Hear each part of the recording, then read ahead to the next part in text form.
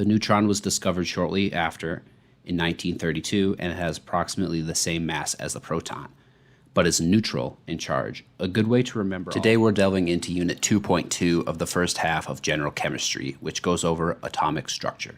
In the last unit, 2.1, we discussed John Dalton and his 4 rules for atomic theory. These rules were based on the tests and observations he made in his laboratory. However, he never published any proof that these atoms actually existed. As time went on, scientists got more advanced, and this atom started to become more visible, complex, and it became clear that there were subatomic particles. The first subatomic particle that was discovered was the electron by J.J. Thomson in 1897.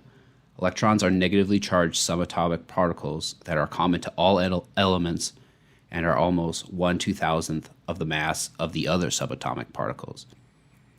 They are also the particles that are responsible for electricity.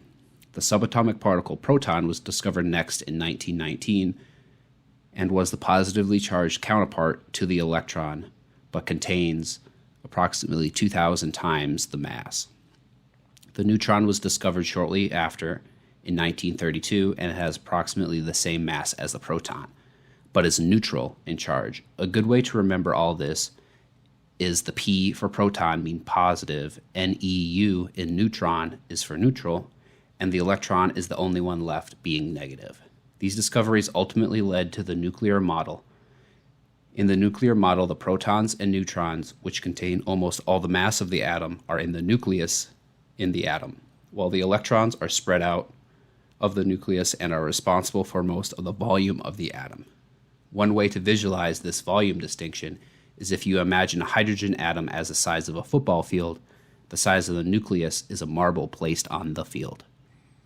Oftentimes in chemistry, you'll see protons and electrons with charges of +1 and -1.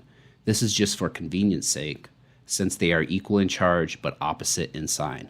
Another simplification in chemistry with subatomic particles deals with their masses. Because the masses are extremely small, we created the atomic mass unit, AMU, where 1 AMU equals 1.66054 times 10 to the negative 24th grams.